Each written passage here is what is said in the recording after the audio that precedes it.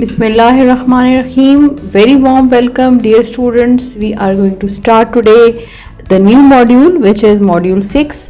So far we have completed 5 modules of the course issues in Pakistan economy. और आज हम जो start करेंगे ये module 6 है. This is about the balance payment and trade regimes. Balance payment and trade regime, basically we are going to discuss the trade sector, foreign trade sector of the country, in which we'll first of all discuss the Pakistan's foreign trade, all the basic introduction and the directions of trade, and majorly we'll discuss that how the trade in Pakistan has evolved over the time period, के exports और imports जो हैं वो initially जब पाकिस्तान बना था उस वक्त क्या सिचुएशन थी, हमारी ट्रेड डिपेंडेंस किन कंट्रीज़ पे थी, और with the passage of time as the country has seen different time periods, different regimes, तो उसका ट्रेड पे, ये ट्रेड की वजह से हमारी इकोनॉमिक डेवलपमेंट पे क्या इम्पैक्ट हुआ, तो will discuss in detail trade regimes in Pakistan. So let's start today's lecture. Pakistan के बायलैटरल और मल्टीलैटरल जो एग्रीमेंट्स हैं ट्रेड के, वो दुनिया के बहुत सारे मुल्कों के साथ हैं इस वक्त. We are having the trade relations with many nations of the world and some other international organizations. Pakistan WTO का member है, which is World Trade Organization. Pakistan is a member of South Asian Free Trade Agreement. Pakistan is also the part of China-Pakistan Free Trade Agreement. So this indicates that how active we are now in the foreign trade, and we have trade links with the other countries of the world or other international organizations. जो हमारी exports हैं, which is important part of trade, import and export में, तो exports जो हैं वो with the passage of time उनकी demand fluctuate करती रही है. उसकी बहुत सारी बड़ी reason जो है वो हमारी domestic political uncertainty है.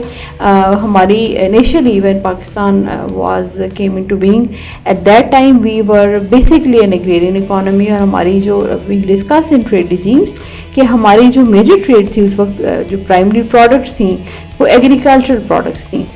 तो एग्रीकल्चर जो है वो बहुत ज़्यादा डिपेंडेंट होता है वेदर कंडीशंस के ऊपर.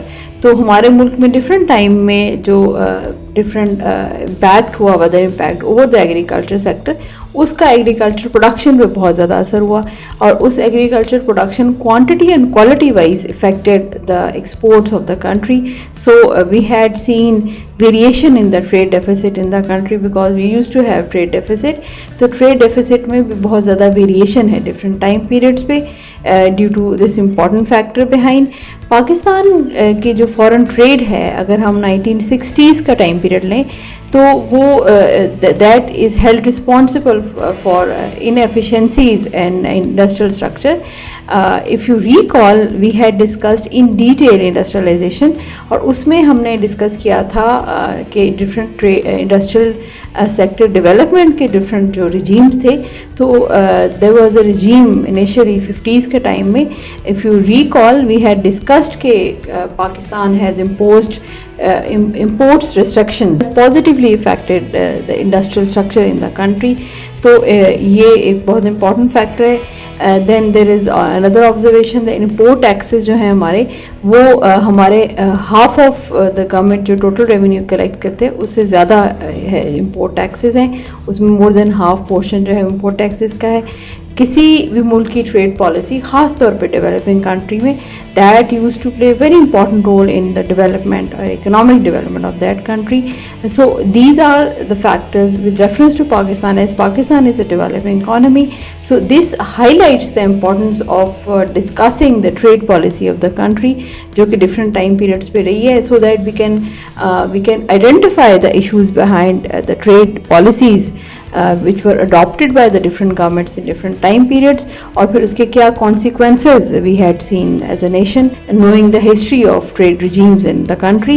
So what would be the major discussion over this module 6 हमारी क्या होगी? First of all we'll discuss the foreign trade, और foreign trade में we'll be discussing different trade regimes मुल्क में क्या रहे, और उसके वक्त हमारे मुल्क में कोर्स ऑफ डेवलपमेंट के ऊपर क्या इम्पैक्ट हुआ ट्रेड की वजह से, and then very important thing which will see that how our trade patterns have evolved over the time period, के in at the beginning what were the imports of Pakistan and what were the exports of the country, and what were the major directions of this trade, and which countries were partners at that time, or आज as the economy has evolved over the time period, so what is the result over the trade.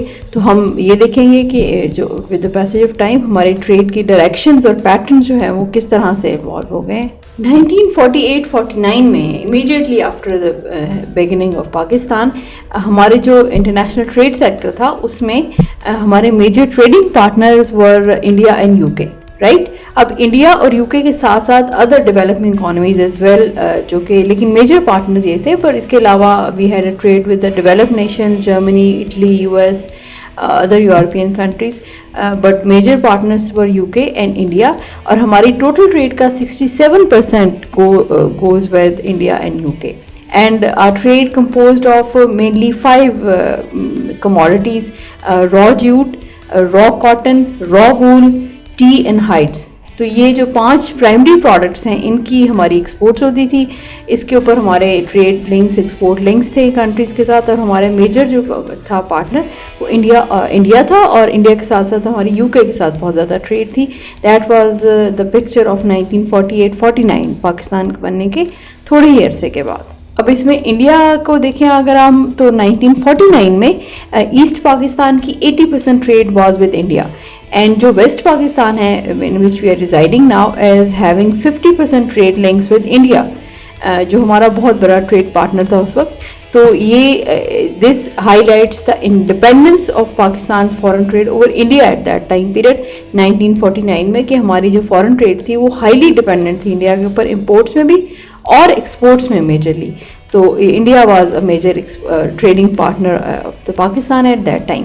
तो 1948-49 में we have seen कि India का जो हमारा exports का share है वो बहुत ज़्यादा है. 56% of our exports goes to India. हमारा इंडिया के ऊपर बहुत ज़्यादा डिपेंडेंस थी एक्सपोर्ट्स में भी और इम्पोर्ट्स में भी.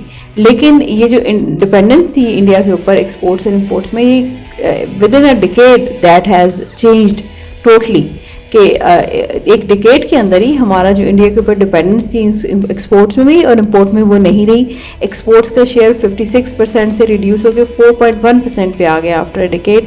दैट इंडिकेट्स कि हमारा जो डायरेक्शन ऑफ ट्रेड है वो कितनी चेंज हो गई. Definitely we had seen other trading partners, other partners to export our products और other countries for import as well. तो हमारे जो इन 10 सालों में एक तो हमारा ट्रेड लिंक्स या डिपेंडेंस ओवर इंडिया रिड्यूस हुई.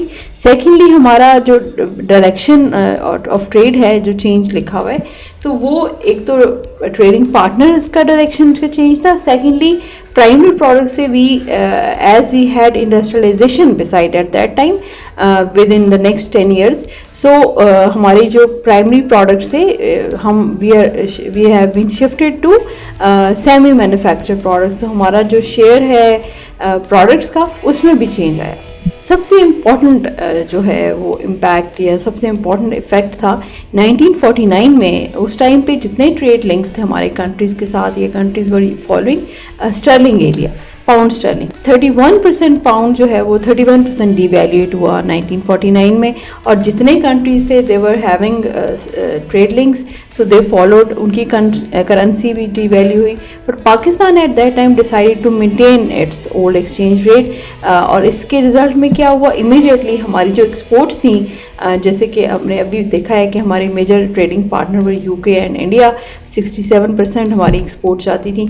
तो वो जो एक्सपोर्ट्स थी वो हमारे लिए, उनके लिए जो है वो महंगी हो गई. We had more revenue from those exports. और हमारे लिए इम्पोर्ट्स जो है वो सस्ती हो गई because Pakistan decided to maintain its old exchange rate. Sterling के साथ डिवैल्यू नहीं किया करेंसी को. बट इंडिया जो है उसने रिफ्यूज़ किया इसने एक्सचेंज रेट को पाकिस्तान के साथ with his currency. So in that situation हमारी जो ट्रेड विद इंडिया थी वो हॉल्ट हो गई, और Pakistan had to go for imposition of quantitative controls over imports and exports at that time. 1950s की जो happening that was a Korean war. We already had discussed industrialisation में कि Korean war का पाकिस्तान इकोनॉमी पे बहुत स्ट्रॉन्ग इम्पैक्ट है या influence है. तो 1950s में कोरियन वॉर जो है वो स्टार्ट हो गई. उसके रिजल्ट में क्या हुआ कि पाकिस्तानी जो एक्सपोर्ट्स थी, जो कि हमारी मेजर प्राइमरी प्रोडक्ट्स थी, जो रॉ मटेरियल प्रोडक्ट्स थी, उनकी डिमांड बहुत ज़्यादा हाई हो गई. 109% हाई हो गई डिमांड फॉर आर एक्सपोर्ट्स. और ना सिर्फ डिमांड हाई हुई बल्कि इंटरनेशनल मार्केट में हमारी एक्सपोर्ट्स की प्राइसेस भी बहुत ज़्यादा हाई हो गई. तो definitely we had fruitful gains from this impact of international trade. And उसके रिजल्ट में क्या हुआ, हम consequently we had seen that balance of payment position जो थी वो हमारी इम्प्रूव हो गई. और मीनवाइल इंडिया के साथ हमारी जो ट्रेड हॉल्ट हो गई थी वो भी रिस्टोर हो गई. So this was the impact of the Korean war in 1950s. और ये वॉर जो थी ये 2 साल तक रही थी, और 2 साल में we had seen favourable balance of payment and we have earn a lot from this high export demand and high prices of our exports as well. That time we had liberalisation in international trade to gain benefit out of it. तो 1951 जून तक हमारा जो trade इतनी ज़्यादा liberalise थी कि हमारी 85% of imports थी वो विदाउट लाइसेंस हम मंगवा रहे थे. 85% of our imports were without license, and that was on open general license agreement or system, OGL if you remember. हमने डिस्कस किया था इंडस्ट्रियलाइजेशन में. एक ओपन लाइसेंस था जिसमें इम्पोर्टर्स कैन इम्पोर्ट एनीथिंग, और ये 85% हमारी इम्पोर्ट थी वो विदाउट प्रॉपर लाइसेंस थी. हमारी ट्रेड इतनी ज़्यादा लिबरल थी. Then comes the time period जब कोरियन बूम जो था वो कोलैप्स हुआ 1952 में. तो government has to go again for reimposition of quantitative controls in the foreign trade, and beside this we had exchange controls as well, and this was in 1952. ये सारी जो happening है foreign trade sector में, if you critically analyze, that might be the major reason behind industrialization at that time 50s में और 60s में जो पाकिस्तान में industrial development, rapid growth industrialization में, because of these high policy of tariffs and stringent quantitative controls over imports.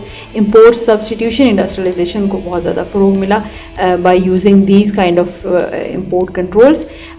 This was also a study by Asian Development Bank. According to them, the policy of high tariff and quantitative control जो थे, that is a major cause of rapid growth of manufacturing or industrialization in Pakistan. This is all about the early years 1947 से लेके 58 तक का time period हमने discuss किया.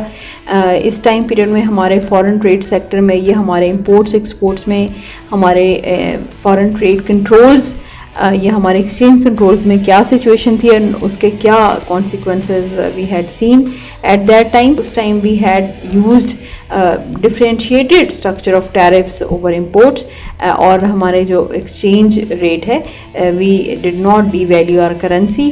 तो इनका बहुत ही strong effect we had seen in economic development of the country and specifically over the industrialization at that time period. So this was the first era 1947 से 58 तक का time period, और early years in foreign trade sector. We'll discuss the next time period in the next video.